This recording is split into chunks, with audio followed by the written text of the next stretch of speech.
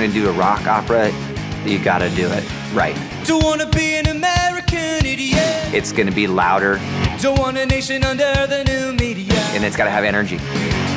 I think having a show on Broadway, it's breaking boundaries. To a new kind of tension. We're singing music of the biggest band in the world right now. Now everybody do the propaganda. It's much more than a bunch of cool kids, you know, bouncing their head and singing. It's raw. It's not corny. Broadway is absolutely ready for punk. Don't wanna be an American idiot. One nation controlled by the media. Information age of hysteria. It's calling out to idiot America. American Idiot on Broadway. Who would have thunk it? I think we're onto something here, and it's happened at the St. James Theater.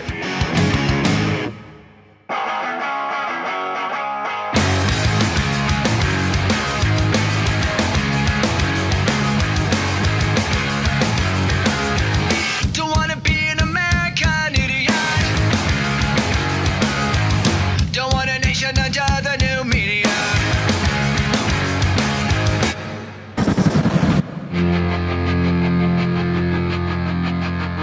Right around 2003, I think as a band, we really wanted to sort of have like a monumental moment. I walk a lonely road, the only one that I have ever known. With American Idiot, we wanted to make some kind of concept record. We knew that.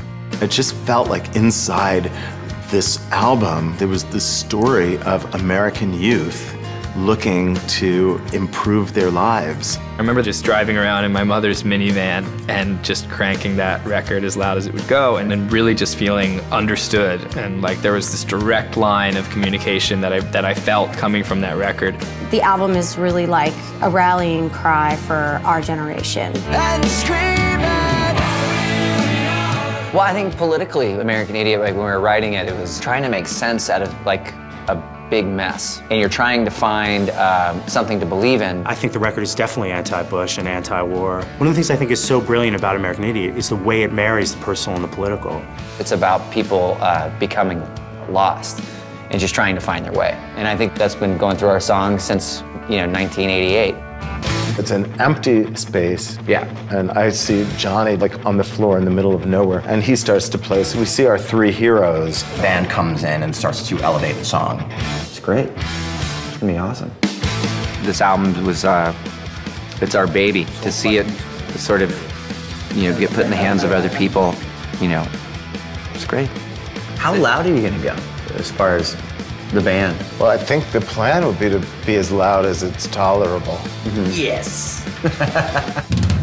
The show is all the songs from American Idiot, plus a few from 21st Century Breakdown, and then plus a couple B-sides. We've always thought that somehow there should be some sort of stage version, because that's what we were thinking in our heads. It's an actually very theatrical record, and it tells a story, and it has a rising action and a falling action, just like a show would. It's a story about these three suburban kids who are just like dissatisfied with where they are and trying to carve out their own path. The thing what Michael did, I think he really stuck to the heart of the album, which was the characters, Jesus of Suburbia. I'm the son of rage and love. The Jesus of Suburbia. And then he created new characters by using different little subliminal things that we put in special packaging, like the character Tunny. It's a brand new character. Will is a brand new character. I play the character of Johnny, AKA the Jesus of Suburbia. He is a 20-something suburbanite who comes from a broken family, and as a result is poisoned with a lot of rage and love. So I lead my friends into a kind of a farewell to our little town and head off to the big city and see what awaits us.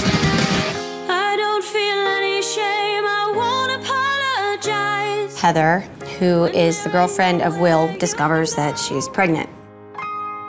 I end up having to stay at home and stay on the couch while they go on their adventures.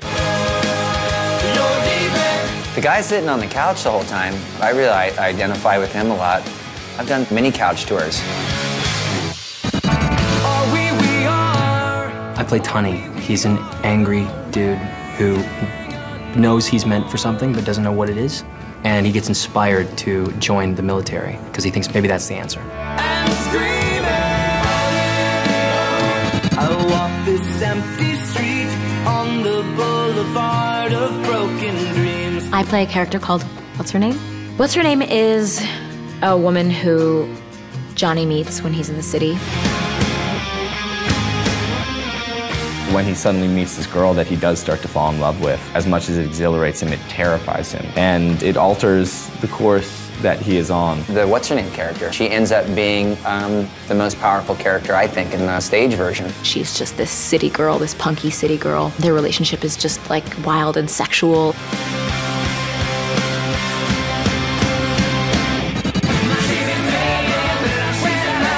St. Jimmy is this alter ego of our lead, Johnny. This is not how I normally wear my hair. This is more of how I wear my hair. St. Jimmy's coming down across the alleyway. He's basically everything Johnny kind of wishes he was. He's the life of the party. He's free. Johnny meets what's-her-name right around the same time that he meets St. Jimmy, and it's no coincidence. It is that total push and pull between there is the light, which is this beautiful girl, and then there is the darkness, which is St. Jimmy. It really is a ride. You meet these characters, and you have no choice but to get on board with them. Those people remind me of my friends, and they remind me of myself. I guarantee that what is presented on stage, someone will absolutely be able to latch on to.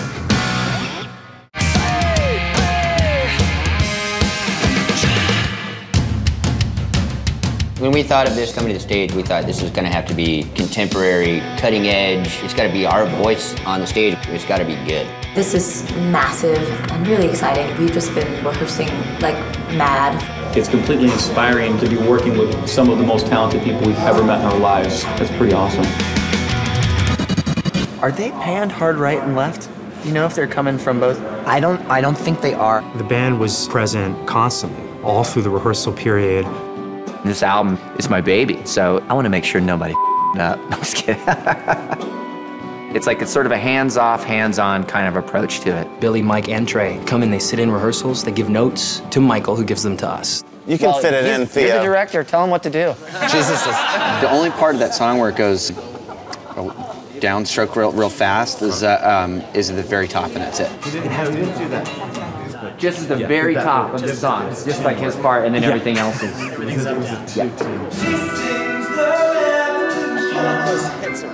It's all natural distortion. That's perfect. That's just it's just kind of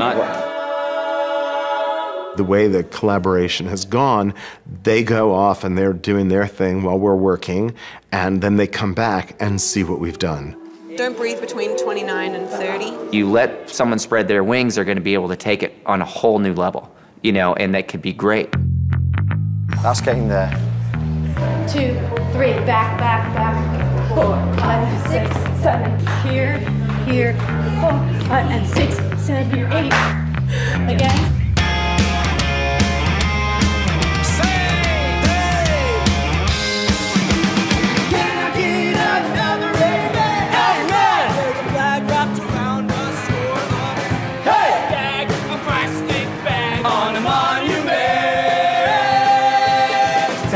There he is. You need to work harder to be heard. 5, 6, 7, 8. We rehearsed our faces off. Physically, the show is incredibly intense, and the rehearsal process unbelievably demanding. Instead of coming towards us this way, can you come in that way? First people ready, set, go.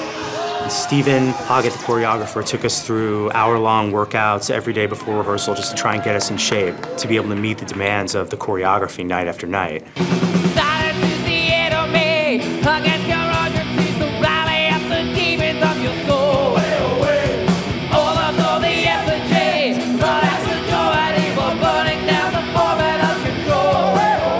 Wake up in the morning and you have something new on your arm or on your leg and you're like, what is, oh, right, it's the show.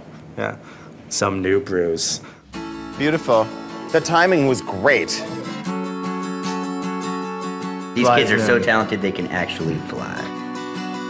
I love doing the flying. It's become one of my favorite parts of the show. It was scary at first because I didn't know what I was doing. The flying is definitely coming along. The more we rehearse it, the better it gets. All the actors, they're so talented, it'll knock you over.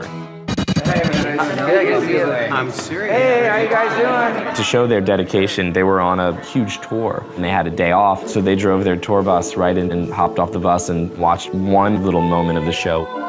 Performing for Green Day is amazing but scary because it is their material.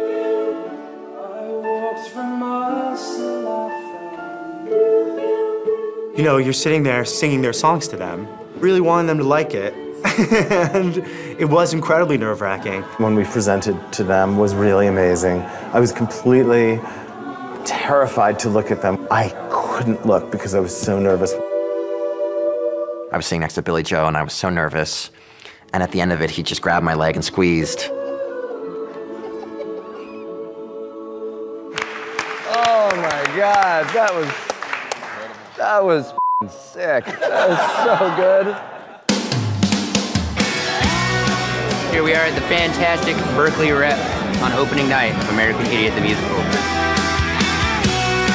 We thought Berkeley would be a really great place to try the show out. It was near where the band lives, so they could be around a lot, which was fantastic. I think it was scary. People in Berkeley, as we all know, are very critical. It's like they'd hiss that, you know, At the movies. At the movies, yeah. The reaction for the opening night at Berkeley Rep, it was amazing. People from age 6 to 60 were just really loving it. We sold better than any show that theater has ever had before. Did good in Berkeley, but Berkeley's not New York. New York's it's its own planet. I think New York's ready, and we're ready. Let's do it.